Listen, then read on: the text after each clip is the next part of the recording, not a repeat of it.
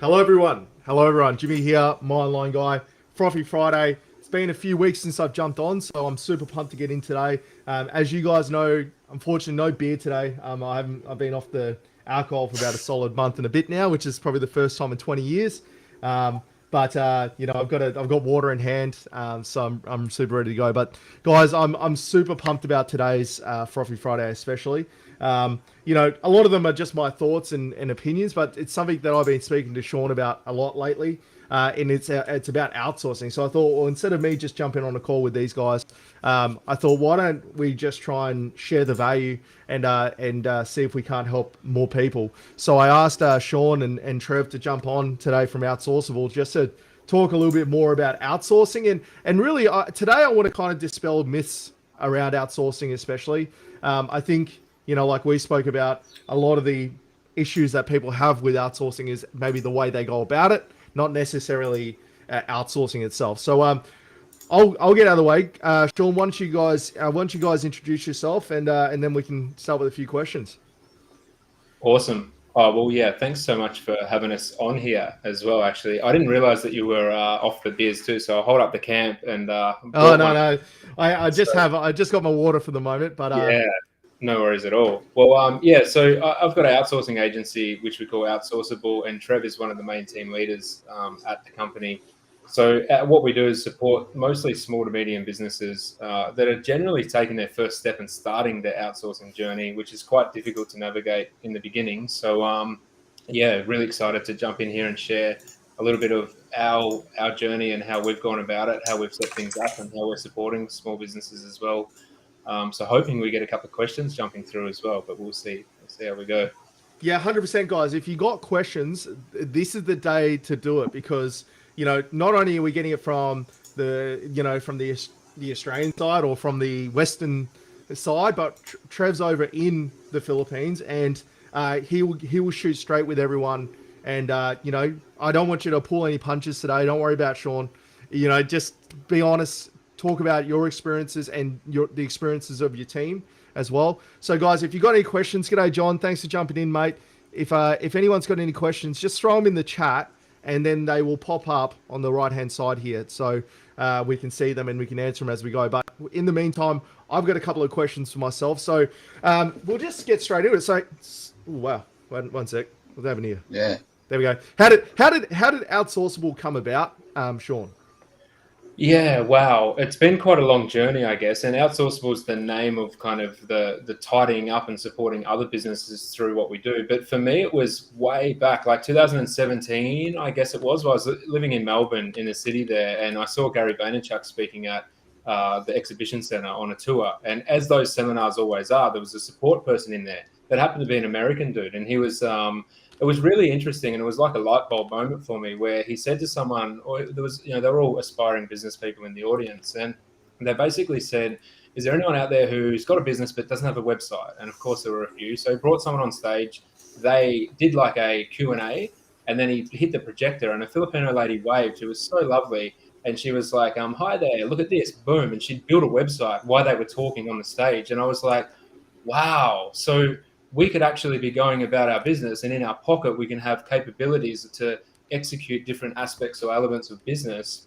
Why we're like, it's like additional activations, and it triggered for me there. I was like, wow, there's something in this. So I went back home, and funny enough, I was living in Footscray at the moment at that time in a shed, and I started studying, and I found Upwork and online jobs, which for those who may not know are kind of exchanges, sort of like an eBay. It's sort of a marketplace there where you can find talent and people put up requests for that talent. But I started there and fumbled my way through, and I hired some and I lost them, and I didn't really know what I was doing. It was quite a journey. Or maybe I went through 40 or 50 staff, and for whatever reason, it was that they had different things. They were multitasking, multiple jobs, various stuff there. So I had kind of started hiring them myself as an assistant because I saw that benefit. And then at the time, I was in the music business as well. So we actually had a couple supporting my Australian crew with various things like, we were doing PR, so trying to track down contacts of media, things like this, tedious remedial tasks that didn't really make that much sense for the team in Melbourne to be focusing on when we could focus on expanding the business and growing it.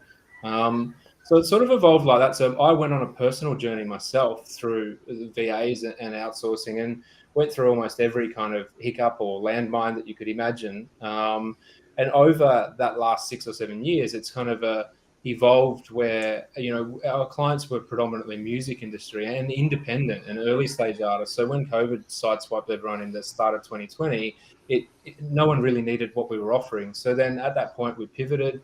We had a few people that were long-term connects clients as well in the entertainment industry that were, they sort of were able to get some grants or different things of that, and they were still able to benefit from what we were offering through publicity and media and marketing. So we did a bit of that, and then they were struggling. And I remember chatting with one of them saying, like, well, how could I possibly, like, how else can I help you?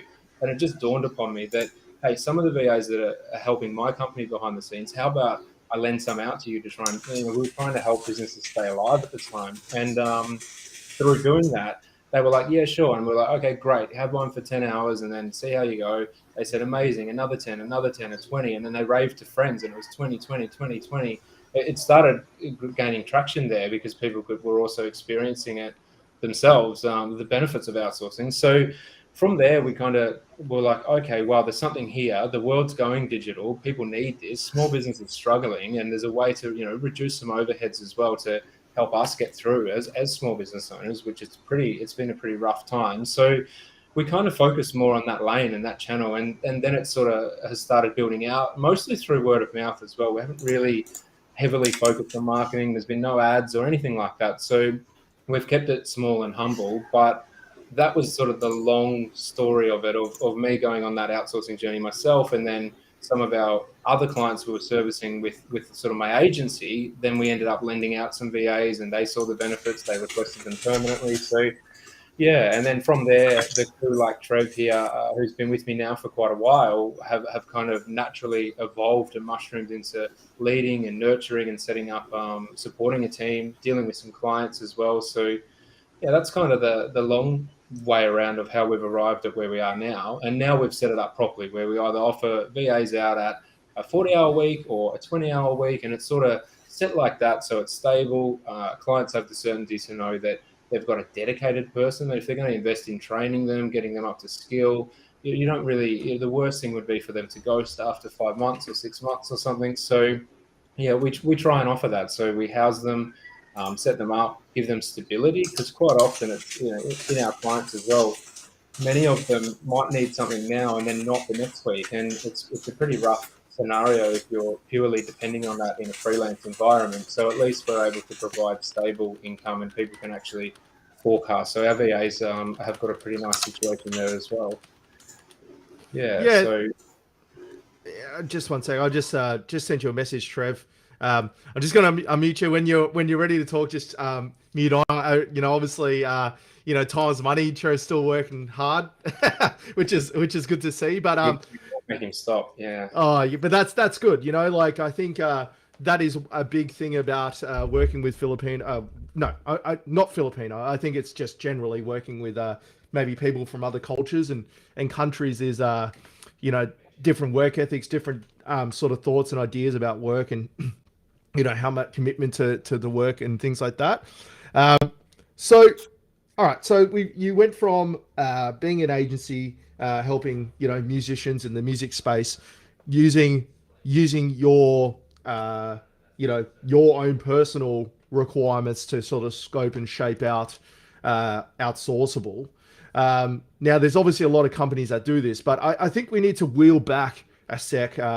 So what is actually outsourcing, and how and where does that sort of fit into a small business's actual plan? Yeah, well, I think that the easiest way that we kind of where we start, and often we start with small business owners who are taking their first leap into outsourcing, and it's like trying to work out as a business owner, we've got that repetitive tasks that the way to think of it, and I forget who said it, but I've kind of embraced it as I've moved on. It's like trying to work out if you are doing a task yourself that is not as valuable or high value earning as another task you could be doing, then and you could actually assign that to someone. And in this scenario with the economical arbitrage in a global workplace that we're now able to create a working environment globally with, it's like if you are able to lower that perhaps, or have that be handled while you can focus on expanding and building the company. Those are the tasks that people generally start with, but it goes so much deeper than that as well. And I mean, it's no surprise to us here in Australia that quite often the really, really large companies or organizations or corporations are having really global workforces. It's just that small business generally, are generally the subject matter experts. So it's kind of the way to be thinking about it, or when we start with people, we sort of go, well, okay, what do you spend your day on? Have a list of what you spend your day on or your week. Where are you spending your time? And what of that stuff could be a process or a system or a workflow that you could then you could have a team that you don't need to stop everything and go and train them and be a university instructor, but you could go about it yourself, bring them in, share your screen, and allow them the observation and the opportunity to see how those processes go, or work together with them, and then start assigning that, getting that off your plate, even if it is something that maybe, as an expert, you do it quite fast. If it's something that you break down as more steps, it's sort of like you almost replumb your business, or rejig it and reset it up, so that you can take that, set these workflows up so that you can essentially have dashboards. And it's a weird analogy, but Trevor will probably giggle. I love analogies. And one of them I think of is like, instead of a smaller boat, we want to try and build our business, right? So if you picture like that we're a ship, and you picture that there's these small life rafts around it, you can bring them in, explain the process, the workflow, set them up for success, and then let them go out, and it gets handled while you're continuing to drive forward and pioneer what you're growing. So yeah, another really long answer perhaps there, but I mean, it generally, even another way to look at it is like a tree, and you start with the low hanging stuff. So it could be invoicing or reconciliation or bookkeeping or various things that don't Or really parts of those. Yeah. It's interesting because obviously that was Tim Ferriss that said that in the 4-Hour Work Week, and I think that's where the common misconception with outsourcing especially comes from, is like they think that it has to be all or nothing. You have to either take your whole business and give it to someone else, or you don't do it at all. But like you said, actually the best way to outsource stuff is to hand off the stuff that is start with the stuff that's really black and white, and then start to move to the stuff that's a little bit more opaque. So like you were saying, example, with your, say, bookkeeping, we'll start with a section of the bookkeeping so that you get claim back a half an hour at a time, 40 minutes at a time, and then eventually you double your output because you have someone doing all the stuff that's not worth your time, as bad as that sounds, but it's not worth it from an hourly rate. You should be doing something else that generates revenue in the business, if it's, say, the owner. But yeah, 100%. Now, Trev, I want to ask you some questions specifically because I'm actually really excited with the fact that we have a different insight, because I've had people on before talking about outsourcing, and we in the West where we have a skewed perception of this, and I just want to talk a little bit about, because I'm tipping that a good part of the audience may know about outsourcing potentially, but again, they have an experience and it jades them. Like, to be fair, I've probably had 50 VAs over my lifetime, and I've settled on 5 that we use regularly. So that's 1 in 10. Basically 1 in 10 has stayed with us. Now, I'm just going to ask you, Trev. So, what do you feel like are some common misconceptions from? Okay. I'll make you. So what do you feel like are some common misconceptions that Westerners have about outsourcing to a country like the Philippines? They think, a lot of Westerners, I've seen this when it comes to the people that we talk to. It's like they think that when you outsource to the Philippines, you're generally getting it at a cheaper price, right? Because let's say the minimum wage in Australia for an admin assistant would be like 20 AUD per hour, but then like you go to an outsourcing agency, it's about like 15 or like 10. And then they think like, oh, isn't that unfair to the Filipino people, like, people like us? But then the cost of living here is actually pretty cheap. Like in the Philippines, every time I hop in a chat with someone, I'm like, yo, how much is a beer in Australia? And they're always like, oh yeah, it's like $10 to get like a beer in Australia. But then here it's like what, $1 just to get a beer. So the cost of living in the Philippines is actually pretty low, and that's why we can pay our guys. The beer Sean's drinking. Yeah. Rich So you could Aussie. pay. We could actually pay our guys like really like below what your minimum is, but then that's already pretty big to us Filipinos because it's just cheap to live here. Yes. And how do you so that's a very, very good point because I hear that sometimes. I don't hear it much anymore, but I did like say 6 years ago. I heard that a lot. It's like you're taking advantage of and being Filipino myself, I'm actually half Filipino myself, and Wow. having been to the Philippines several times, it is chalk and cheese the cost of living. So what would you say to okay, so again, Trev, I don't want you to pull punches here. I want you to. So, what would No. you say to, uh, so like obviously some of these roles that Filipinos are taking in the business could be done by, Australian admins and things like that, and businesses making those decisions. What would you say to a business owner that's potentially feeling guilty or is like is making strategic decisions? You know, let's talk about some of the differences you feel from your end Yeah. between what you see with like local like in-house people versus like offshoring it and outsourcing it. Look, in my perspective, like I live in the Philippines. I've been here for about 20 years. Like it's hard to find a job. And I love that our mission as a company as well is, to give people jobs. And that's what you're doing as the client. You're able to provide an opportunity for these guys really struggling to find work, especially during this pandemic. A lot of businesses here in the Philippines, they actually haven't shifted to that online space because they're so used to traditional means.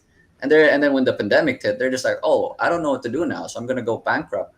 Everyone else, like all my employees, you're out of a job, you go find what you can do. And like we're here providing opportunities for these guys to actually feed their families and like make a living. We just need that to survive. So you're really doing like a service to these Filipino people that are struggling just to find uh you know a ways to fund themselves and their needs of their families as well. It's interesting you say that too because I said this to Sean the other day. Um, if so, we have just for everyone that's watching, we have 8 of the team in house. So we have 8 team members in Yeah. house, but we also have 5 Filipinos that are on the team, but they're all full time. But we have 5 members of the team as well who live in the Philippines, and I've told every single one of them, uh, you know, by circumstance and happenstance, you happen to be born in the Philippines and live in the Philippines. Now, skill set wise and your ability to do the work and work ethic, by all rights, I should effectively be working for one of them. But given the circumstances and the situation and just where you're born and things like that, Yeah. that's not possible, right? So I'm very very conscious of that. It's like actually, if the roles were reversed, and we're all living in the same country, I'd probably be working for one of them anyway. So they shouldn't be treated any different to our how the internal team is treated. So what? So have you done much VA work yourself, Trev? Is Yeah, that I how you got have. into this? Previously, like what Sean mentioned, we were a music publicity company. I myself, I'm actually an artist signed with Warner, and so that's how I got together with Sean. I signed up as a publicist, and then just did some PR work for a few of the artists in Australia, and then eventually when we shifted into being a VA company, I was then landed the role of sales. So I'm the one speaking to the different clients that come into us, and I onboard them. Now, look straight. We shoot straight here. We don't dodge questions, right? So this is a good Yeah, question. Paying employees low because the cost of living is pretty cheap. That's your basis, not skill and time. I'm going to personally answer this one because it's something that I have given a lot of thought to. Because, like I said, we have Filipinos here that been with me for years, and they get paid very well for what they do. Uh, I don't think it's necessarily that. I don't think it's necessarily that it's paid low, but it's also paid relative to the access you have to the market. So, like I said, so I've had very candid conversations with my team, Von, Vita, or the team here in the Philippines, and I say to them, look, I actively encourage you to have, grow your own stuff, but they've said to me repeatedly, it's like it's very difficult to grow a business from the Philippines definitely. to access the Western markets. So it's not necessarily that people are paying paid less because their cost of living is lower. That's kind of a natural side effect of what's happening, but it's a purely a business decision. So we have a Western market. So like if I was to hire the same team that I have in the Philippines in Australia, I'd be paying 3 times as much.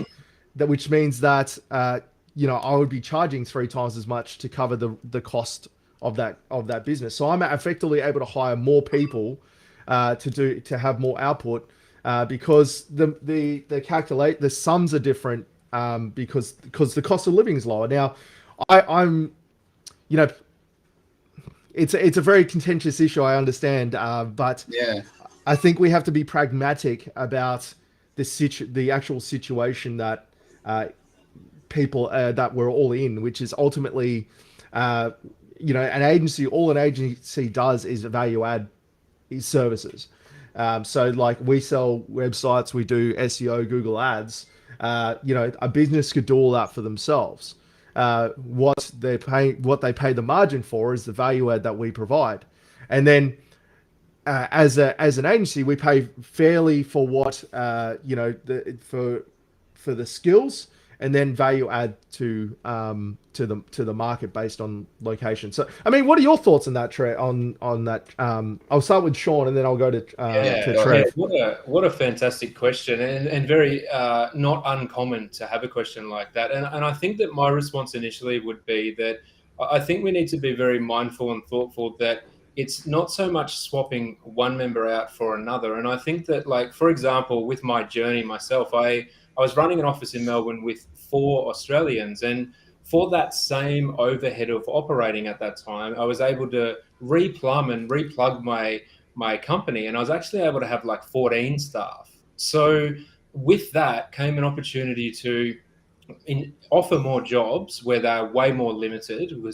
To be honest, there's quite a lot of opportunities that there is a different that's almost chalk and cheese also. So I was able to do that. However, it wasn't as simple as flicking a switch by any means. I literally replumbed my entire company to break down processes, have different departments, and I think that that's an interesting thing as well, that as a small business owner, we're quite often the subject matter expert of what we do, or we're the industry expert and we know all of our stuff. So it's not uncommon as a business owner for us to be doing our sales, our marketing, our finance, our accounts and our operations, customer service, all of this ourselves. And when one thing that I observe, and it's for those who perhaps are at the beginning of the outsourcing journey, is that it's certainly not as easy as, well, I'm the expert, so I'll bring you in and I'll just go sit on the beach as well. You need to, there's so much involved there as well in the training and the maintaining and systemizing and workflows and processes. And it's definitely, that is certainly not the basis, because all it does is it allows us to enhance our capabilities and make a larger team as well, so we can then hopefully support and service more businesses in doing what we do. I think so also too. I just gathered my thoughts a little bit then too. So what I meant by Von, especially going, like it's hard to start it, is like the way the market is set up, being a global market, is there is literally nothing stopping anyone from any country starting an agency and getting clients, right? Yeah. There's literally nothing. There's nothing stopping Trev tomorrow starting a web design agency and getting clients. Now, I personally think that the wages we get in Australia and in first world countries is ludicrous. But those wages exist because the minimum wage is that, because the cost of living is like you are considered in poverty in Australia if you earn less than 36,000 a year. That is considered the poverty line in Australia. So the welfare system gives people $40 a day, and most people cannot live on $40 a day because, like I said, we use a beer analogy, but like the weekly grocery shop is like $150 a week in Australia. The rent of a house is $400 a week. Like you're talking big dollars. Now, that's probably where the rubber meets the road. And like, we can put niceties aside and let's just call it what it is. It's like, at the end of the day, there is nothing stopping Von starting an agency and competing directly against me. But in a free market scenario, I have a competitive advantage because I live in this country. I have access to the network. Biases like, Australians have a natural bias and lean towards other Australians is bad. You can look at that any way you want. So to be able to get access, like for me to be able to add someone like Von into the team, the numbers need to make sense, or it can't happen. So I think, everyone likes to sugarcoat this, but like actually, like if you look at it purely from, what the real world actually acts like, yeah, it's unfair. It's very unfair that because you live in the Philippines, you can't your services are in the market are perceived to be worth less. It is very unfair. It's incredibly unfair. Yeah. But it's also, you can't change the market. If you could change the market, there would be a whole bunch of Filipino agencies and there would be no need for Sean, myself, like that kind of thing. But And it is that bridge and that certainty. And with my background in the Defence Force and I've quite a large network now through business of quite a long time, there is a degree of certainty as well. So yeah, I think there's different ways to look at different things. And what I think, though, it's all about managing expectations. And it's really important that we're thoughtful in every different part of, if you would like to call that perhaps a service supply chain or something. So as long as the members that are part of what we are able to have their certainty and their assurance and be cared for and looked after as well, and then we're able to facilitate that, it's just a business, a way that economies work. And what are your thoughts on that, Trev?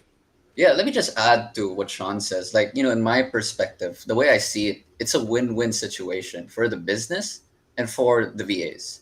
Because first of all, like, I understand that you like the people we cater to, the clients we cater to, they're mostly small businesses, all right? And they're struggling just to find like people to help them out in their countries because of the exceeding amount of wages, like, the high minimum wage. But then when you look at the Philippines, I don't like to say that it's paying people pretty low, because like when you look at how much a VA earns in the Philippines, it's above minimum wage. If these people did not get this job, if they ended up like in a pharmacy or like warehouse, just lifting boxes or something, they would earn pretty low. And I could say that that amount is struggling. And when it comes to our company as well, like to tackle the second part of that question, it's not skills and time. Like the more we see the value, the skills that this person has to offer to their clients, we then start promoting them up. I don't know how other agencies do it, but we have that growth progression when it comes to our company.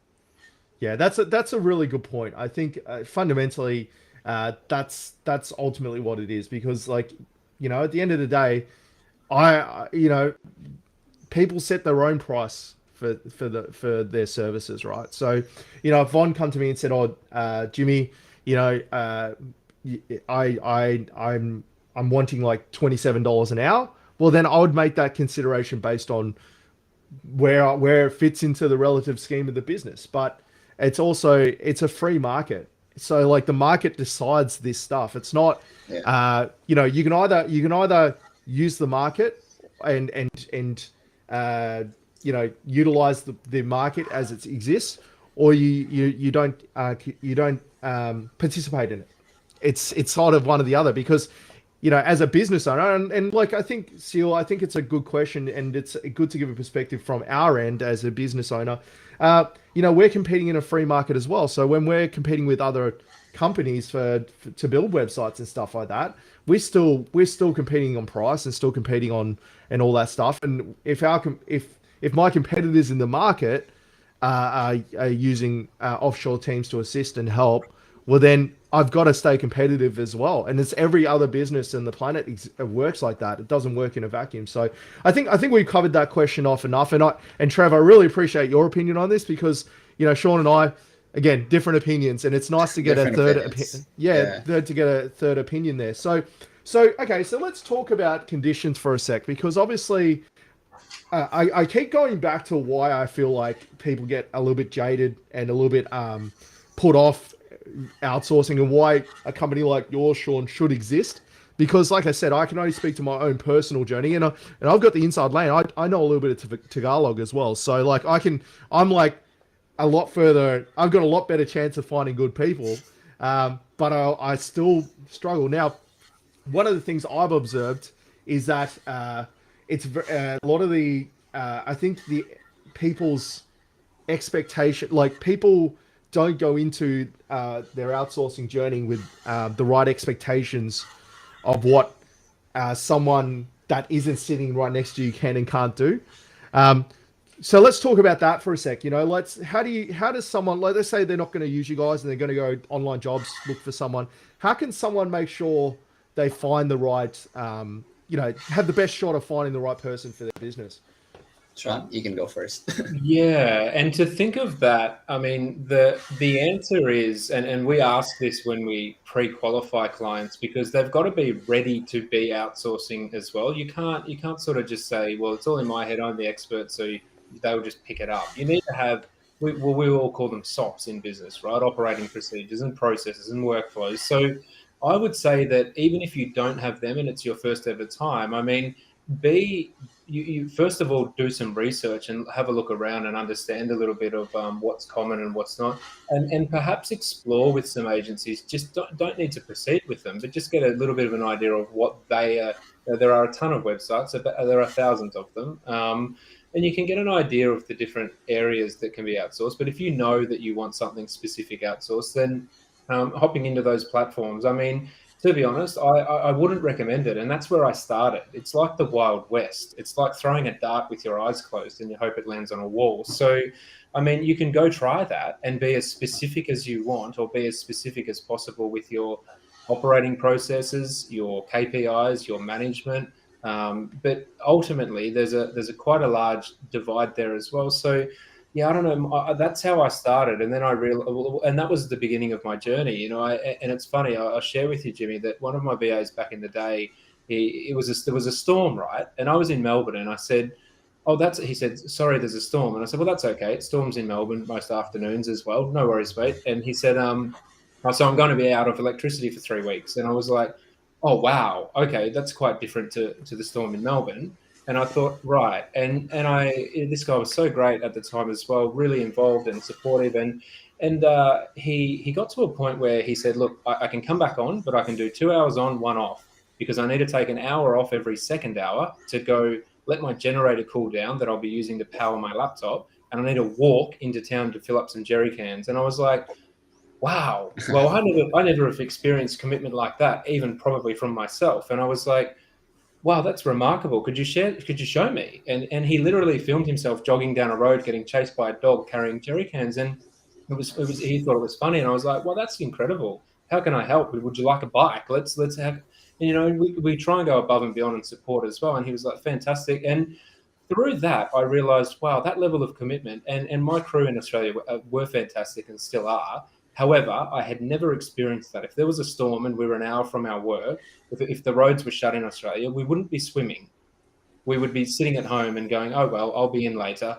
But it's a different mindset and a different tenacity and determination there. And I was really, I really admired that. And I thought, wow. And then I ended up finding myself flying over there to get amongst it, because I thought there's something it's hard for us to sit here in Australia and understand what it means when there's a storm and that affects the internet or affects the electricity, or that traffic takes 2 hours to perhaps, travel from a very small distance or something. So I went and immersed myself amongst it and got to live there. And then that was how I kind of was able to start working with people. Particularly, I was able to have an office locally in Cebu, the second largest. It's basically the Melbourne of the Philippines, perhaps, in a comparison. So through that journey, I was able to meet the crew, be with them, work together with them, have lunch with them, and do planning and stuff like that. So that advantage that I've got to cross that bridge now, through having been there, seen the culture, been immersed in the food, everything like this, similar to yourself, Jimmy, perhaps even if that's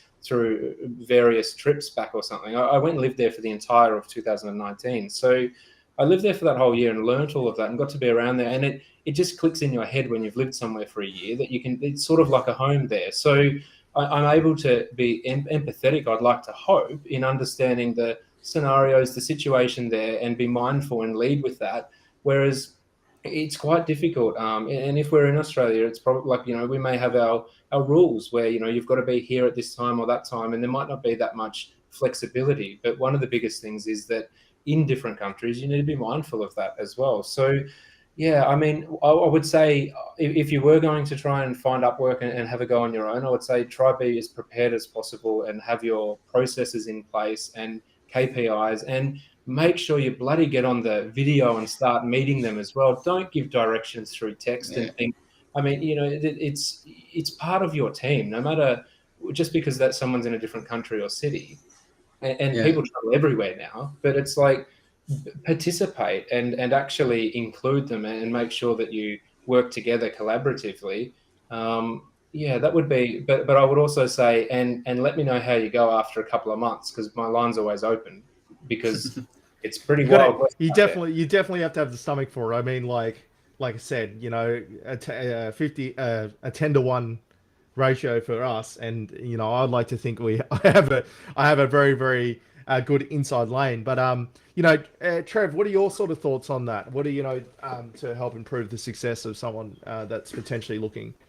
It's hard when you, as like a foreigner who lives in America or lives in like Australia, you're trying to find people on Upwork or trying to find it by yourselves. Like, one of the biggest things that you look at is their resume, right? Like, what is their work experience? What is their school? Like, you wouldn't know that because you never went to these schools. And like, I guess like one of the advantages of going to an agency is if they have like a recruitment person like me, like I've been here for 20 years. I know, like, when I look at a resume, I know that this is a good school. I know that this company has good training. So it's like when it comes to my school, I know that the people that come from that school have very amazing English because we were trained that way. So those kinds of candidates always stand out to me. And like, you just don't get that when you're coming from Australia because you never lived there. But I've been here for 20 years. So when it comes to finding the right person, you're already at a disadvantage because you don't have like yourself like being immersed there in that whatever country. Yeah, like the inside lane, inside lane.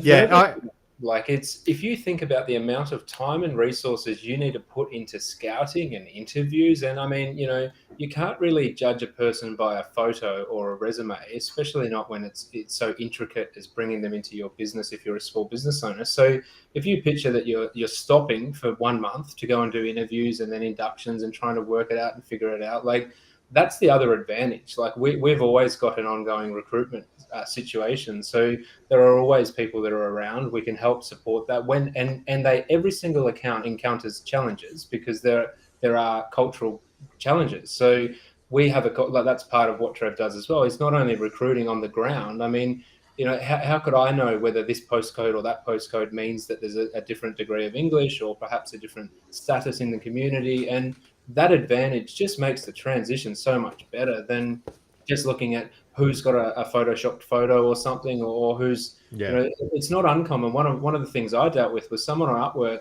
had a very fantastic profile and they got the job and they just gave it to their cousin. And I didn't even meet them again. And I thought, well, hang on a minute, what's going on here? And there's all this mess. And it's like, trying to run a company here, I'm happy to sort this out and have them, but it was just so uncertain. And then another one we trained up 5 months later, just boom, disappeared. So yeah, there's something in it, in actually, if you're going to stop your business to try and bring on a team, of course you want to try and make sure they're housed properly and that they're looked after and that they can be around and be part of your future growth. Yeah, that's super interesting too, because that's always been my bellwether. Like, I base the hiring, like, up until now, I'm going to start using you guys. I've already spoken to you about this, but up until this point, I've always used their ability to understand me at this speed as because pretty much all the communication I do to the team is through Loom. So because that's the way I like to communicate, is through video. So I use video. So I don't want anything lost in translation. So if they can't understand me, because I have quite a thick accent, if they can't understand me at this speed, and I tell them when I get them to apply for a job, it's like, you will be interviewed via video, and I will be judging on whether you can understand me or not. And I'm just very forward about it because I don't want to waste their time, and I don't want them to waste my time. And there's a lot of heartache involved with that, because you can get someone that says they can do a lot of stuff, and maybe they're technically qualified to do it, but then in practice, they're not used to working in your specific environment or like working outside of a specific scope. That's one thing I've found in my journey is that you'll hire someone that's technically very talented, but as soon as if it requires a bit of lateral thinking and they haven't worked in an environment that has allowed them to think laterally in the past, then they really struggle. So like I asked that now too. I was like, have you got your own agency? Where did you come from? You know, what companies did you work for? Have you worked for? And then I kind of do a bit of scoping out. But that all takes time, and that all ultimately costs money to do. So And it's worth mentioning as well, if someone comes to us and they're seeking a VA, we'll identify the job description that they're aiming for, or that position, or make it up if it's a myriad of a number of different ones, and we'll work out what that is, and then we'll go and do compatibility over there. But our VA's journey doesn't start the day that a client says, okay, I'm ready for a VA. We'll have a full recruitment schedule, an induction schedule, an orientation schedule. So they're put through the tests and they're able to do emails, they're able to learn things. I personally get in with every single batch and we do a customer service thing where it's like an exercise where they'll get a number of different scenarios that our past VAs have struggled with, and they get asked them, and then I'll hop in with them and I'll answer them in real time, totally unfiltered. I'll let them know if it's on the right direction, if it's not. And part of that as well. So we're involved in their training way before before they come out and we offer them to businesses. So that's part of what you're getting in that value as well. So it's not scraping the bottom of the barrel and trying to go the lowest dollar. And if people are aiming for that, well, they're not compatible with us either. That's not what we want. We want a scenario where the business wins, that we can sustain and house them properly through having a margin so we can have devices and office area, all of these things set up, incentives and gifts for birthdays, but also so that those members that are in part of our team, we don't really even call them VAs, the team members, so that they're housed appropriately and set up and accommodated for as well. So yeah, that's the difference. The Upwork is, if you want to try and get a data scraping for a minimum $3 or something, but it's not sustainable. You just churn and turn and you'll get what you pay for as well to a degree there. So yeah. But you really have to find the diamonds in the rough with an online jobs.ph or an Upwork, and you do find them. I mean, that's how I found all my team, but I happen to catch them between jobs, or like just getting very lucky, or like seeing someone that maybe doesn't necessarily have the skills in what I'm after, but have the right character traits, and it's like, well, we can teach them the rest. But yeah, no, it's definitely something, because like, yeah, you're right. Like, you are paying, like anything, you're paying a premium for a service. And like, as long as the service you provide adds value, which, it's taken me years to realize that, like the amount of heartache and stress and everything, if I really just like actually used a company to help assist in finding this. But then I spoke about some of the complaints I've had about other companies that do this in regards to like, like hiding the person behind the agency. So like just for Trev, just for your knowledge, I've actually gone down this path once with another outsourcing agency, and they wouldn't ever let me directly speak to the person I was supposed to be working. Yeah, I thought so too, and that's why we didn't continue it on, because I was like, okay, well, like the output's good, but really, like we're a pretty personable team here, and I'd like them to be in our morning meetings and stuff like that. But then so that's pulled me off it for a long time. Because like the marketing space, it's not like it's regulated, so everyone can run it the way they see is the right fit. But okay, so let's talk about this for a sec. So what kind of, I'm gonna wheel back to how, because we get a lot of people that own businesses watch this. So let's say I have a plumbing business, right? And I'm a plumber. We've been growing because a lot of businesses are growing right now due to the money floating around the economy. We're growing. And my wife has put her hands up and said, I'm over this. You're working me too hard. You're going to have to find some help. Now, that's generally the point where they maybe look for someone like locally, an admin assistant or something like that. But it's pretty hard to find people at the moment as well, locally. So what could, let's use a brick and mortar business. So what kind of things could a plumbing business, look at potentially outsourcing, and how would walk them through the process it would work if they would come to you guys? I think that initially you will determine you've got your essential pillars of your business, right? So you've got your customer service, you've got your finance, you've got your people or operations, you've got these various areas, and one of them would be marketing as well, and sales would be another. So I think that it's getting clear on those first of all, and then determining it's almost like a ladder, and on one side you've got to be halfway up it to be able to match the other part. You can't kind of get through that wall if you don't have processes. So assuming that you have defined processes and systems and workflows for things such as your reoccurring invoices or your marketing or what it may be, your social media posting to be specific, whether that's across Facebook, Insta, LinkedIn, Twitter, various other platforms, or personal or professional pages, and all of this stuff, that once you've got those defined, it's anything that can be automated or through a workflow that doesn't require you to physically be on a video, perhaps,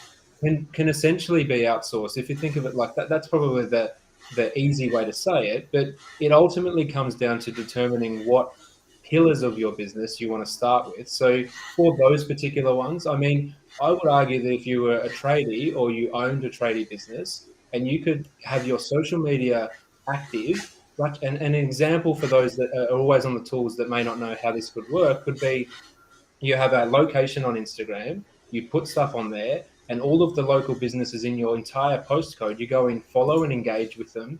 If you can bill yourself out to change someone's pipes for $60 or $80 an hour, it wouldn't make sense for you to go do that when that job can be worth $10 an hour, because you're then losing $50 to $60 an hour because you could be out there doing the higher ticket tasks. So it's I just think, yeah, systemizing and working out what areas. A lot of traders and stuff might be thinking, well, I don't need to be on there. I come through Google. Well, maybe that's it. Maybe it's responding to those, or having a database for your reviews, or having workflows. So every time you finish a job, that someone gets an email to say, let us know how we went, and there's these feedback things. It's in business we want to be, and my sales coach as well says it, like, you want to be tip of tongue and top of mind, and you want to be in front of people and be there like that. So for these particular businesses, things like invoicing and bookkeeping, and you've got to send someone another one. I know that there are software like Xero, but there are VAs who are Xero certified as well. So all of that, it's so much nicer to get a dashboard. And one simple thing might be, if you're a tradie and you're at Bunnings, for example, right? You've got your receipts and stuff. You can squash them all in your wallet or your glove box and deal with that disaster at the end of the month. Or something like what I do, and I quite often go for Chinese at lunch as well. I enjoy that, and I will take a photo of the receipt and I'll immediately put it in a Skype group, and then a thumbs up means that it's now logged in G Drive, and a love heart emoji means that it's now reconciled and put into our database. So I just go one photo and it's done. And so it's about trying to clear our desk from the clutter. And you've still got that. Even if you're a tradie, you're still going to have fuel receipts, all this other stuff, all your bookkeeping. You're still going to need to show up somewhere on Google or your website or your blog or whatever it may be. So yeah, there's plenty of different things. It's pretty much anything aside from literally, and I know it sounds easy, but aside from driving to the house and changing the pipes, you could pretty much outsource the majority of it. But going back to what we said at the start of the call here, the session, you want to start with the lower hanging fruit. So what you may do, instead of saying handle all of my social media, you may say, alrighty, well, I'm going to be the one that handles it, but here's my scope, here's my work request, you see my business, can you please go out and design 9 or 15 posts and go have a look at experts from London or Ireland or something that's a plumber as well that's doing really great.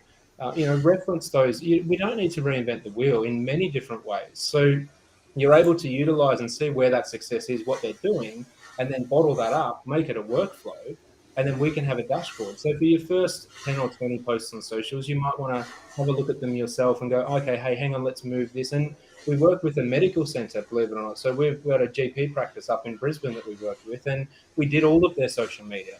And there are other businesses where we support with bookkeeping, and every aspect of my business is also essentially outsourced, but it's pretty much insourced because it's actually the team. So yeah, man, I think it's determining what pillar of your business you're under and then workflowing it. And if you're not able to see what the workflow is, just trying to write down, well, what are the steps to get from not having it to having it done? So if that's your invoice reconciliation, well, obviously at some point you need to get the invoice, you need to log it somewhere. Luckily with us now in business in Australia, we don't need to keep physical receipts. So you can take photos and store them neatly. But who wants to hop in there as a business owner and reformat every invoice to go 2022.02.11? This was from Bunnings. Like, I was at Bunnings last night, believe it or not. And it's not, I don't want to spend 15 minutes doing that when I can do other high ticket tasks in my company. So, yeah. It's interesting because one of the, I mean, so basically how we, for everyone watching, how we use our offshore team is basically the reason we have so many staff in the office, because I still believe I can maintain the quality output, the output quality better if I can talk to someone face to face. It's just how I am. Yeah. So we have that. And then effectively Vaughn and the rest of the team, we basically, so like our website team, we have 2 people in the office here that build websites, but we have Vaughn and Ben as well in the Philippines who will help them, who basically are their who are their assistants. So like, you know, they'll build out a design and they'll build out several pages, and then Ben might go through and change the writing on all the buttons, because it's like, it doesn't necessarily, it's a forced multiplication. Then Cam and etc. can focus on the big ticket stuff, and then you know, all the like the kind of stuff like that. And even myself in sales, like I do all the sales for the business. I actually have Vita, so like I record every conversation, every meeting, everything gets recorded. I literally send that transcription to Vita. Vita creates dot points from it, and then action points for myself and the client, and that goes to every interaction I have with anyone. Generally, Vita will say, "Oh, Cam has to do this. You said they have to do this." So effectively, I can just focus on the conversation I'm having, and know that I don't have to take notes, because Vita's going to pull all the important stuff out of it and do that. So I could sit there and take notes and review those notes and pull that stuff out of it. But that hour that Vita's doing, it's more time I'm generating revenue by selling. It's just the way I look at it. So like how I got to that point was I looked at the sales process that we have and said, okay, what are the bits that I knew I can do? Well, you know, presenting proposals is really my job as the owner of the business, I think. And, you know, so really the only thing I kind of have to do is that presenting the proposals, the creation of the proposal, the ideation, all that. If I have the right processes in place, anyone can do it.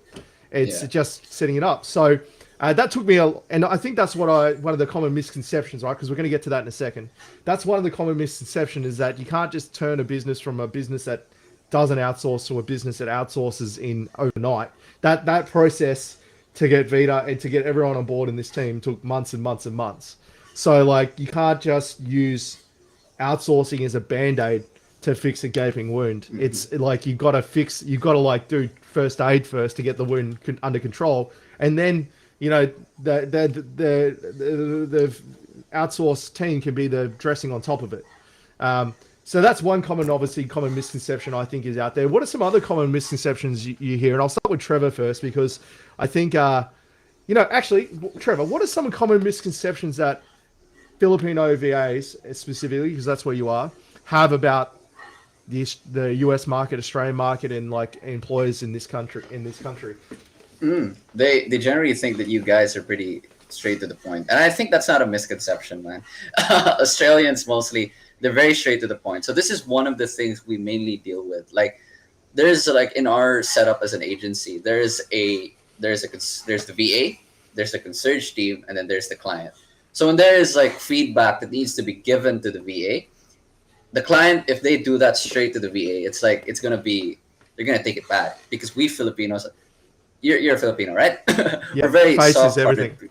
We're very soft-hearted people, and like, we like to sugarcoat things, and I hate that about our culture, but it's just how we were groomed to be as people. And that's why, like, every time like Filipino VAs think about like Australian or Americans, they're strict, they're this, but it's not that, man. It's just that they're straight to the point.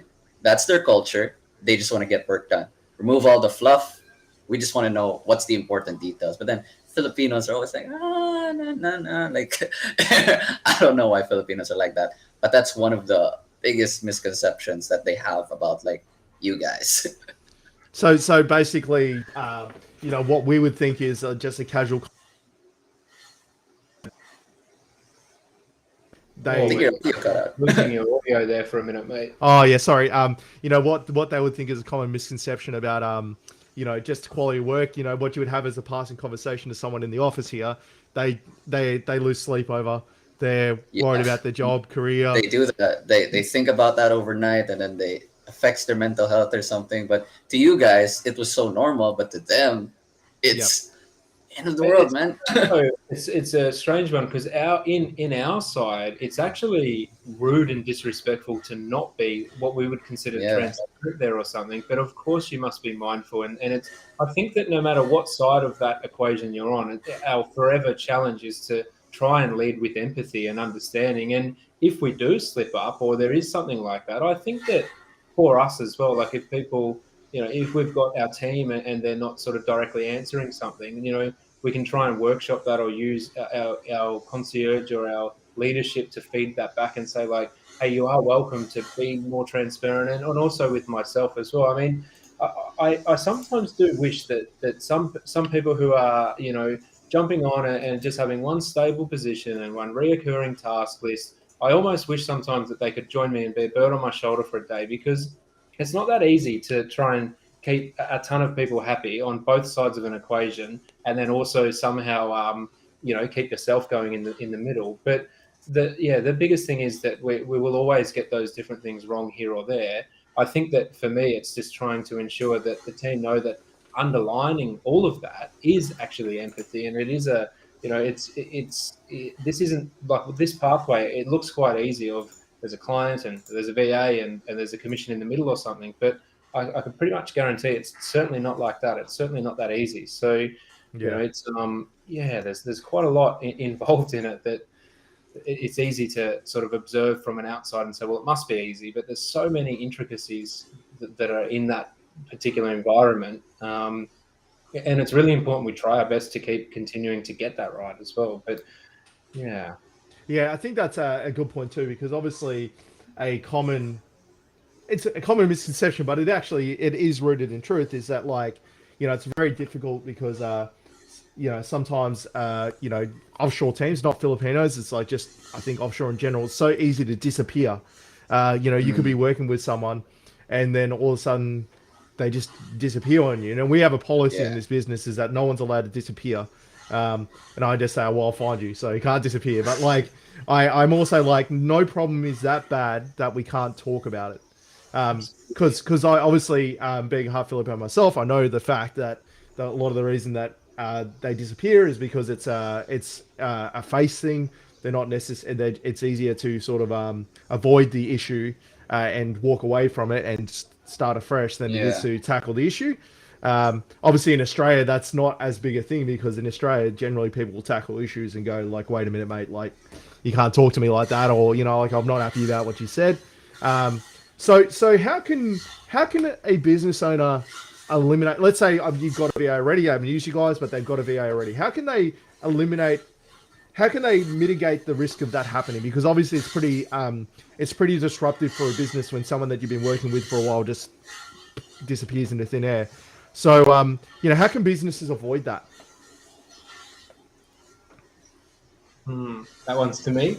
I think that maintaining communications and managing expectations, I mean, at the end of the day, that is pretty much a foundation for everything, whether that is your client's expectations or your team's expectations or our expectations of them or their expectations of each other.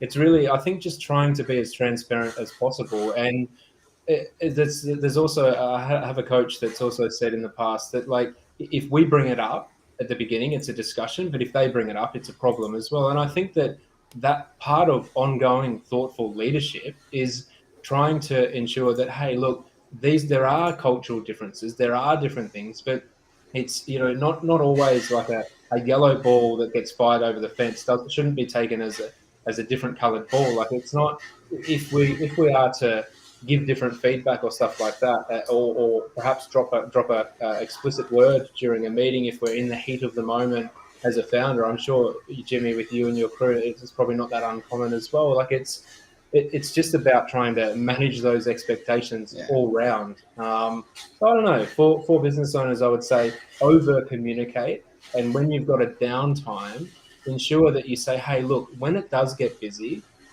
I don't expect you to know fully what goes on in my head as a business owner. I don't expect you to have half of the pressure or the stress or the accountability or anything. Like, you've got your part, but please know that from time to time, when I'm in the heat of the moment or when things are moving, if I've got clients to serve and you're part of my team, there will be times where there's pressure, there's increased Yeah. pressure. So yeah. All right, let me add to that. So, in my perspective, how do you get your VA to stay with you long term? We've had clients actually where they don't speak to their VAs directly. Like they just are like speaking to one person and then they tell that person to communicate to the rest. They don't feel like they're a part of the team because like I spoke to another VA who's a friend of mine as well, and she said that like, oh, I actually was just planning to stay here for a little bit, but then like once I was able to immerse myself in like my clients' goals and be a part of that, feel like I am also moving towards a goal, then you can feel then they would feel like they want to stay because like people want to be part of a community and they want to strive towards a goal. So give them that opportunity to be a part of your goal, communicate that to them effectively, and just be a good team leader, and I think they'll stay. I think that's actually you hit the nail on the head, Trevor, because Von's been with me now for 3 years, and the rest of the team's been with me for over a year and a half now, and I think why a lot of just for your knowledge too, Trevor, I think a lot of the reason why business owners keep not myself specifically, but like maybe like a plumber, right? He's just new to all this. Is that Australians, and I'm going to piss some Aussies off here, but it's true. Australians are very ignorant. Not everyone, but like as a general statement, there's a lot of other cultures, and it's actually easier for a business owner to keep a level of separation between that culture Yeah. difference than it is to take the time to learn the differences in culture and the fact that the language is going to be different, and like there's a lot of blue collar Aussies that hate soppiness and hate like getting called sir and stuff like that, but it is a cultural thing. It's like it's if they just understood where it was coming from and the reasons for it, then there would be a lot better connection. And I think that's what it is, because we have a very open door policy here, where if a Filipino or if any of the team needs to talk to me, they just ping me, and I may or may not be able to answer their question straight away, but they know that I'll always get back to them. And I think because I suppose that's the other thing too, is in the Philippines the culture is so rooted in a hierarchy that Yeah. if they feel there's a degree of separation there in the Philippines, there is actually a tangible, you can't go and just walk up to the boss and talk to them. Yeah. If you work in a normal Filipino business, you can't do that. Whereas in Australia, Yeah. people, it's sort of a given that if the door's open, you kind of can talk to that person. Yeah. So I think it's also too, maybe the business owners expect that, like, oh, if they're not happy, they're going to come and talk to me about it. But actually, they're just going to sit there and stew on it to a point where they're like, oh, I'm not happy anymore, and then disappear or leave. So I think it's that cultural gap that is at play there. But yeah, do you notice is what I'm saying true over there, Trevor, with the Yeah. gap? That's another misconception that I actually wanted to bring up as well. It's like, because we Filipinos, we're so used to having that corporate hierarchy wherein there's a manager and then there's the CEO. We can't go straight to the CEO. So if you notice with like maybe a few of the VAs that you've interviewed throughout my online, or like online jobs or Upwork, they usually say sir, ma'am, because like they're not used to calling you by your first name, like Jimmy or James. Yeah. But in Australia, from working with Sean over 2 years, when I speak to the clients, when I do the sales calls, I don't actually have to call them sir. I just call them by their first name. But if I was a Filipino salesman dealing with Filipino clients, I'd have to say, "Oh, hey sir, this is the this is the proposal." So yeah, it's something that's definitely, it's rooted in the culture and it's hard to get rid of. But then like through our training, we just start to like, all right, get rid of that misconception. This is an Australian company. You can talk directly to the CEO. And like during our inductions on the first day, they actually get to meet Sean. And that's one of their feedbacks. It's like, oh, I'm so surprised by this company because like I've never had a company where on the first day I get to meet the CEO. Yeah. Yeah, they just assume that they're never going to meet them, or they're, Yeah. if they're overseas, they're never going to. Yeah, and that's I think it doesn't take. This is what I found in regards to loyalty, especially with Von. Von's a very highly skilled designer now because he's been given a lot of freedoms within the agency that a lot of Filipinos don't have. So he builds very, very good. He could peel off on his own and do it. But again, we spoke about this in the sales side. But he's said this to me several times. He feels like he's part of the family, part of the team, Yeah. even though there's a gap. We commute with Zoom and things like that. We have our morning meetings. He's in there. If he's wearing a funny looking hat, I'll tease him about it. It's just it doesn't take much to breed a lot of loyalty in an offshore team because like Vaughn said, he knows how good he's got it. Like he's working, he's in a business where he's respected, and a lot of times that's all it is. It's like everyone, you just want to be respected in the place you work. It's just a different dynamic because it's not a person sitting in the office you're in. And I think if I could give a key takeaway to any of the businesses that do watch this, is like, to Seal's point, offshore teams and Indians, Filipinos, whatever, it's not a commodity. They're not like a chess piece that gets moved around the board. They're human beings. They're people, and they're human beings. And you treat them the same way you would treat someone that's sitting in your office. It's not hard. And I would argue it's easier because you don't have to deal with all the office politics that comes along with having someone in your office. They are literally happy to just go about their day and do the job properly. They don't need to have a ping pong table in the office or anything like that. So I would argue it's actually easier to treat our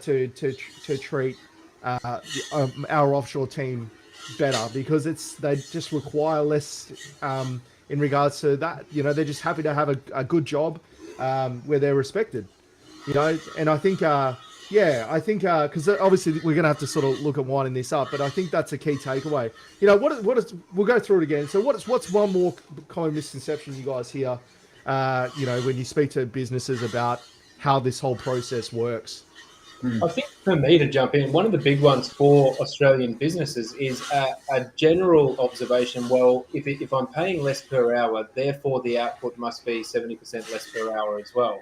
Because that's on average what you would say. It's 50 to 70% less than local salaries. So, and I challenge that, especially with small businesses. And I hop in and workshop with our clients as well who require it or request it. And we go in there and say, well, let's have a look at your processes. So when we do that, we uncover, and I've become fairly good at it now for doing it for quite a few years. It's something that I can identify, well, what are the steps? And we set it up like that. But it's, not always there is an arbitrage there. It's not just because you're paying less, because it certainly does not mean the output will be less. That's for sure. And I think that would be it. So it's not your output is not purely based on what you would be paying there. It's based on your ability to have meticulous workflows and repetition routines within your business and properly show people how to do it. And just to reiterate on what the app you said earlier, Jimmy, because a few people may not know of it, it was Loom, Loom. So for anyone starting that journey, wanting to record videos of yourself, that's a perfect one. Definitely bookmark that if you're starting to offload some work, or if you're even wanting to get ready prior to bringing in a virtual assistant or seeking the outsourcing route. Make sure you systemize and go over your different processes as well. It's really critical because that's a big differentiator.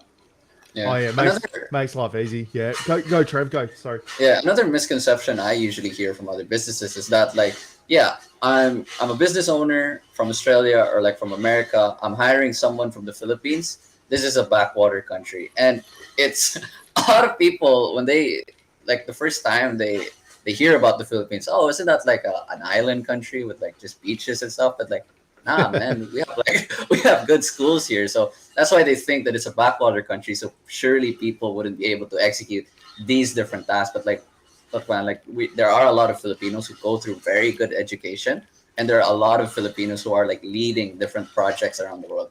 The Philippines is not as backwater as you think.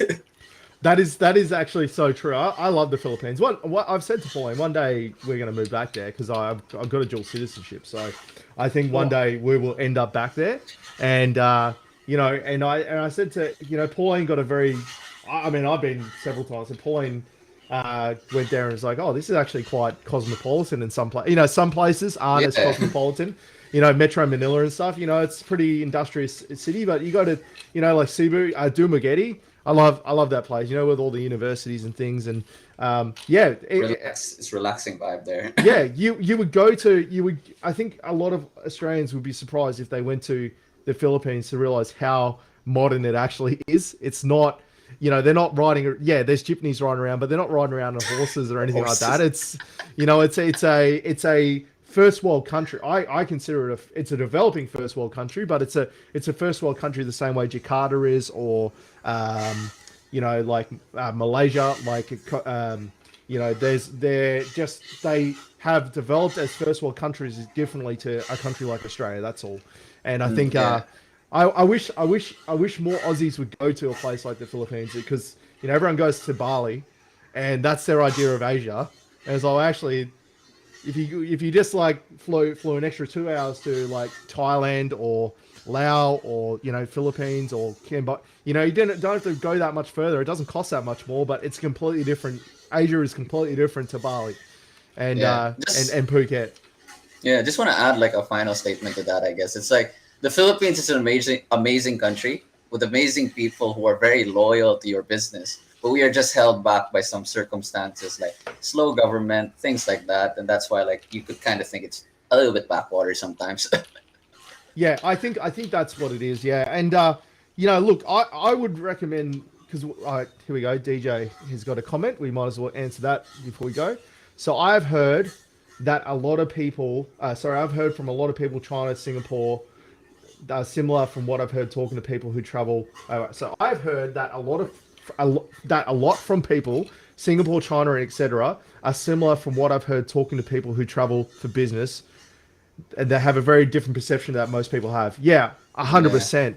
That's what it is. It's like anyone that's actually taken the time to travel to a Laos or Philippines or Vietnam, not to the tourist places, but like to the actual country itself. You know, like everyone, like you go to the Philippines, you go to Manila, right? But you only have to go, you know, 100 kilometers in either direction, and the country's completely different. You know, you go further north into like into Conception, or into like northern Luzon, or south like Cebu. You know, Cebu is completely different to Manila, even though it's got a big population and everything. It's like a completely different culture. So you're right, DJ. I think everyone's perception of other countries comes from the news a lot of the time, and so they've seen the news and they think, oh, you know. Every country, I'm sure there's a lot of countries right now that look at Australia and go, oh wow, Australia's pretty, you know, they're pretty strict in Australia with regards to rules and things like that. It's everyone's perception, you know, everyone's perception of Australia is neighbours and home and away. That's everyone's and like, you know, things like that. Steve Irwin. So you know, everyone has bias, but I think that's what I would say is like look through your own personal bias. Go and see guys like Sean. Give him a clear idea of what you're trying to achieve. Don't sugarcoat it. Don't like try, you know, be honest. Go, look, I need help in my business. I don't know where to start, but like my wife is telling me she's only going to 3 days a week and she handles a lot of that. I need someone that I can help replace, and I can't find anyone locally. You know, is there any way that we can make this outsourcing work? And, you know, you may have to do a bit of homework and go back and do it, but sure, you know, guys like Sean and Trevor will point you in the right direction. At least you're better equipped to go, okay, well, actually, you know, I need to start doing processes. Okay, we'll start looking at how to do that. And then, you know, or get you know, that's the other thing too, is like a good use for a VA is to help you develop those processes to start off with. Is like, you know, you create a loom, and then the VA creates a standard operating procedure SOP, from it that they work from. That's the best use. Let them build their own standard operating procedure from the role based on how they think it should be done, and then you just tweak and adapt it. You know, everything. That's why Loom, I think, is so important, is because everyone does. This is why I get really frustrated when people say, oh, I don't have time to do processes. It's like you do the same. Yeah, you do the same job every day a lot of the time. you do the quoting, you're doing the receipt. All you literally have to do is press a button on your computer while you're doing it and talk through why you're doing it. And then someone else can actually work off that. No one can like take a key into your brain and unlock it all. You've got to tell people what you need them to do. You can't expect them to just fill in the gaps.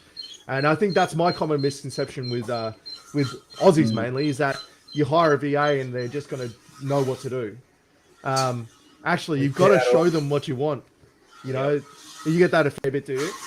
Yeah, quite a lot. I mean, and it's expected though, because like we are the expert of what we're doing. And the reason why we're overwhelmed and kind of struggling with time is because whatever we're doing might be going well. Like usually you're not going to find someone that's sort of got no clients or something that's looking to outsource things. So it's usually the experts started doing well and things are going there. Like, yeah, it's everything is the systems and processes. But we've got the way out we work when we partner with a business, we first of all learn a bit about them to see if they're compatible on a values system as well, in alignment with what we do.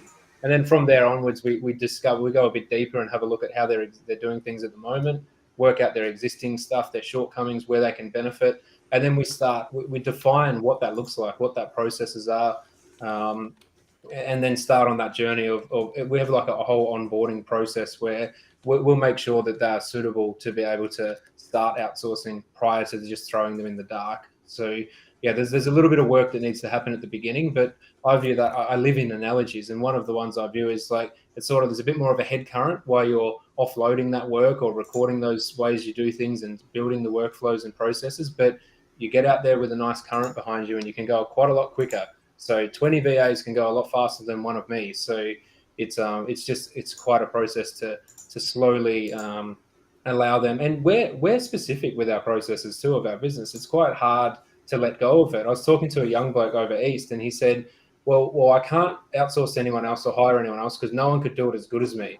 And I think that in business, if we're going to look to scale or do something that's larger than us ourselves, and ultimately there's only that certain amount of hours in the day, I think we need the mindset of, well, okay, how do I manage my clients' expectations to the point where if we can't deliver 100%, even if we deliver 70% of what I can do because I'm the expert and it's my business, if you can still deliver 70 and your clients are expecting 50, you somehow can set that up and you can still exceed their expectations through being able to activate a larger team, whether that's local or remote. Well, mostly it's all remote at the moment because everyone's on a laptop anyway, but whether that's in your country or abroad, if you can do that and you can set the systems, the workflows up, that's the work. That's really the foundation of it.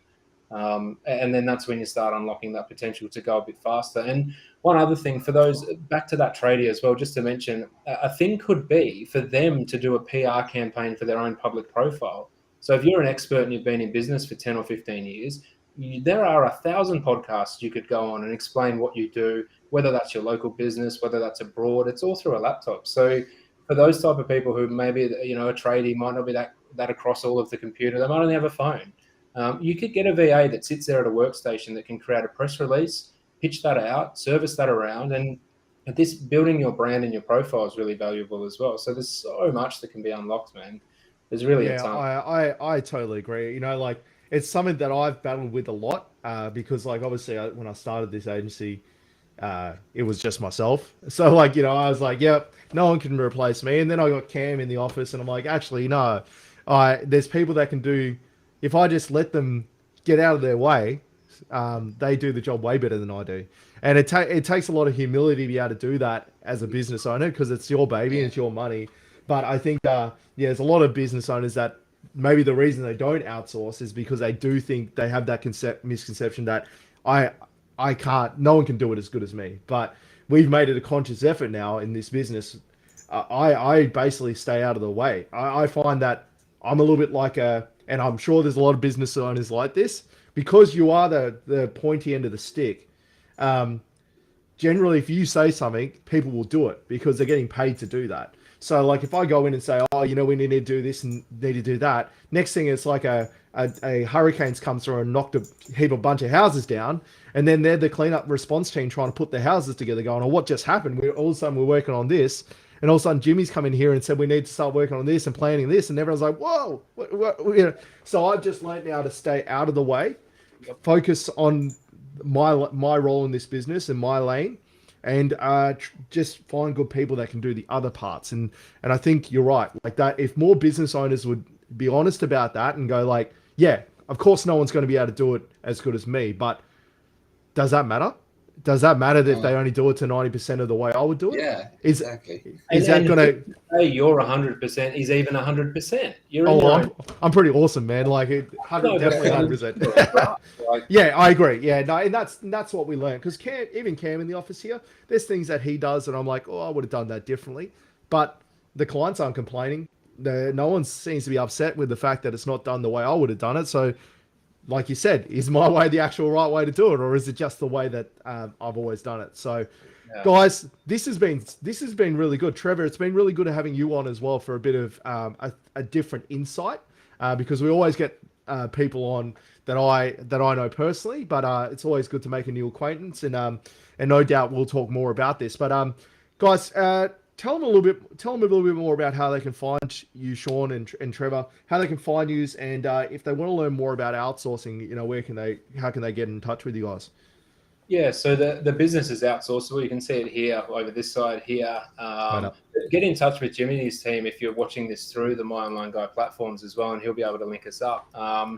And yeah, definitely, it would be great to chat to any small businesses that are all medium or large, or anyone that's sort of, no matter where you're at, whether you're thinking about outsourcing, you don't know really what's involved, and we've only just tipped the surface of it here as well, by the way. So whether you're there or you're along your journey, feel welcome to reach out, and we'll set up a bunch of strategy sessions. So if you do find us here through Jimmy's stuff, or if you're on my LinkedIn now as well, off the back of this video, do reach out, get in touch, mention that you found us here on this stream as well, for those that are still with us here at the end, and we'll set up some calls, and Trevor and I will hop in there with you, and we'll workshop a little bit and have a bit of a look around and see what could be the right pathway for you, and if it's suitable and compatible with the way that you have got your stuff set up and what you're aiming to achieve.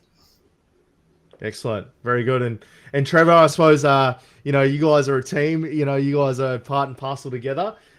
Trevor, do you have any podcasts or any videos or anything? Like, do you do anything outside of this? Yeah, man.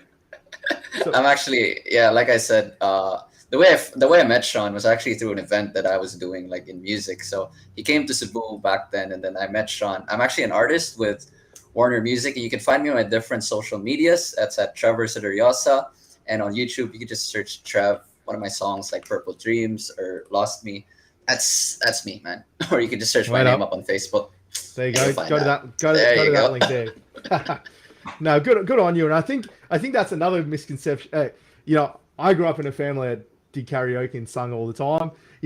Sometimes I think I think business owners just need to lighten up sometimes. Bahala nah, just take what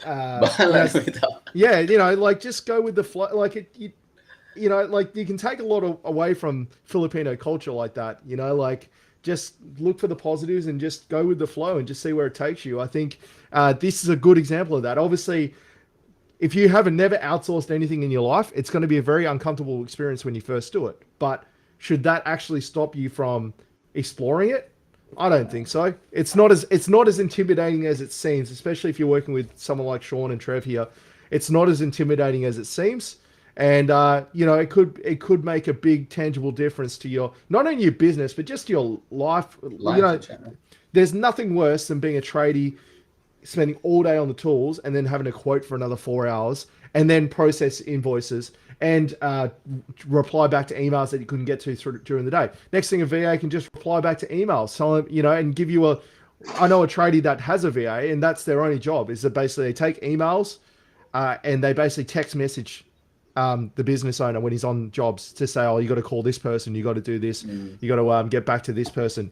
Just a blow by blow of what's happening, like Twitter almost, and then he can chase them up, and then he sends back notes to her to put into to chase up for him. So basically, she's like a set of arms and legs in the office room, so that he doesn't have to do it at like 8 o'clock at night.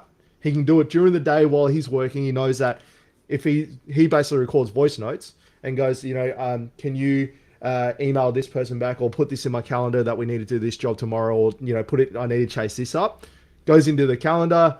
She keeps him on his toes and goes, oh, don't forget, you've got to do this today. And it works well for him. It freed up a lot of his time outside of work to focus on his family and bits and pieces. Definitely. Yeah. So guys, thank you so much. This has been awesome. Like I said, if you want to get in touch with these with the Outsourceable team, go to outsourceable.com.au. If you want to listen to some awesome music, go to fanlink.to, go to Lost Me Trev. What kind of music is it, Trev? And I'm a rapper. Sean and I, we come from the rap industry. Nice. So if you like rap and you want to listen to rap that's got a little bit of a Filipino flavor to it, Filipino hip hop, I'm gonna go and listen to this after. Romantic hip hop would be a way to have. Oh, nice. Yeah. Now, you know how Filipinos are. Right around the corner. So Filipino Jamie Foxx. Yeah, you know how Filipinos are, man. They're very romantic. That's what's on the charts, man. Yeah. So Trevor is a Filipino Jamie Foxx, and does all the love ballads that rap. So awesome guys. Thank you so much. Thank you so much. Really good. Yeah, and we'll talk soon after this. Most and definitely. We'll get some plans coming up for me. But thanks guys once again. Tune in next week. Don't know what it's going to be about yet. I might try and tee up another interview. Otherwise, it'll be another Q&A session. All right, thanks guys. Awesome, mate.